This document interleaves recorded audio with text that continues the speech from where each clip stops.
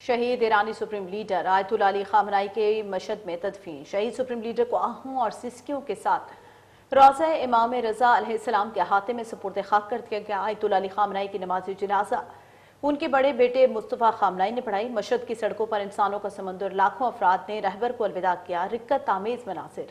امریکہ اور اسرائیل کے خلاف نعرے، قاتلوں سے بدلہ لینے کا مطالبہ۔ شہید کی تدفین اور جنازے کے 6 روزہ تقریبات تہران، قم، نجف، کربلا اور مشہد میں ہوئی۔ ایران کی سیاسی اور عسکری قیادت سمیت دنیا بھر سے وفود نے شرکت کی۔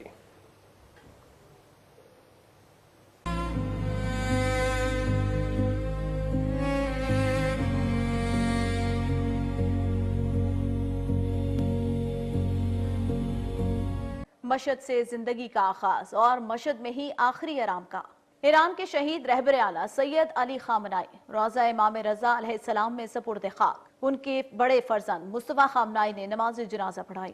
اللہ اکبر رحم اللہ من قرأ فاتحة مع الصلوات۔ 6 روزہ سوگ کے آخری روز آیت اللہ علی خامنائی کے جسد خاکی کو عراق سے ایران کے شہر مشہد پہنچایا گیا۔ مشہد ایئرپورٹ سے امام رضا علیہ السلام کے روضہ تک عظیم الشان جلوس نکالا گیا۔ مشہد کی سڑکوں پر تاحد نگاہ سر ہی سر تھے۔ پاکستانی پرچم بھی جگہ جگہ نظر آئے۔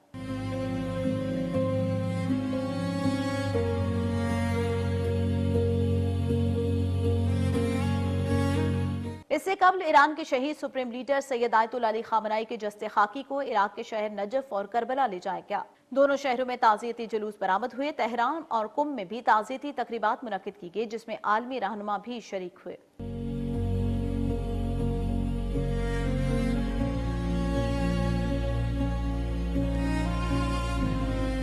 ایرانی میڈیا کے مطابق 6 روزہ سوگ کے دوران عراق اور ایران میں 3 کروڑ سے زائد افراد نے تعزیتی تقریبات اور جلوسوں میں شرکت کی۔ علاقائی ممالک امریکہ ایران کشیدگی میں کمی کے لیے متحرک۔ امریکی نیوز ویب سائٹ ایکزیوس کے مطابق پاکستان، قطر، ترکی، مصر اور سعودی عرب کشیدگی کم کرانے میں مصروف۔ ایکزیوس کی رپورٹ کے مطابق جوہری مذاکرات کی بحالی، ثالث ممالک کے سفارتی رابطے تیز، امریکہ ایران تکنیکی مذاکرات کی بحالی کے لیے کوششیں جاری، مفاہمتی یادداشت برقرار رکھنے کے لیے ثالث ممالک کی بھرپور کوششیں۔ ایرانی وزیر خارجہ عباس عراقچی کا فیلڈ مارشل سید عاصم منیر سے رابطہ۔ امریکی حملے معاہدے کی خلاف ورزی ہیں۔ ایرانی وزیر خارجہ عباس عراقچی کے مطابق صدر ٹرمپ کشیدگی کے باوجود سفارتی حل کے خواہاں ہیں۔